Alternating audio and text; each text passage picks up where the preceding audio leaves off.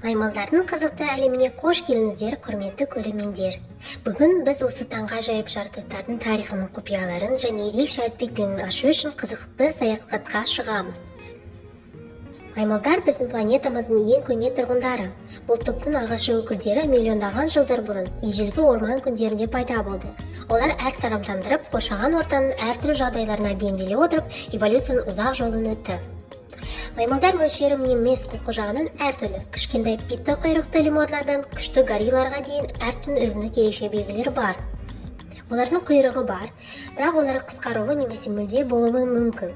Маймылдардың 4 аяқпен де 2 аяқпен де қозғала алады. Кейбірі тіпті құралдарды пайдаланады.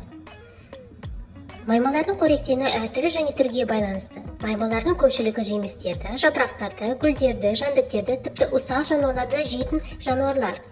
Гориллалар, мысалы үшін, вегетарианшылар және өсімдік тағамдарын көп мөлшерде тұтынады.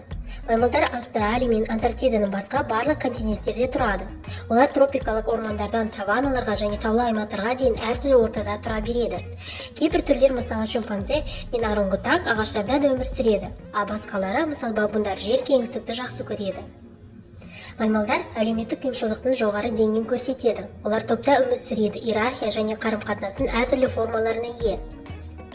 Адамдардың ең жақын туыстары шимпанзе азық-түлік алу үшін әртүрлі мәселелерді шешу үшін құралдарды пайдаланады. Маймылдардың кейбір түрлері, мысалы гиббондар, таңғажайып акробатика дағдыларға ие және ағаштардың арасында айтарлықтай қашықтыққа қозғалады. Маймылдар биоәртүрлікті сақтауға көмектесетін өсімдік тұқымдарын тарату арқылы экожүйелерде маңызды рөл атқарады. Маймылдар планетамыздың ең таңғажайып және жұмбақ жартастардың бірі болып қала береді. Олардың тарихы, бейімделу және мінез-құлқы айтарлықтай әртүрлі. Бұл бейне маймылдар әлемін жақсырақ түсінуге және бағалауға көмектесті деп үміттенеміз. Қош сау болыңыздар.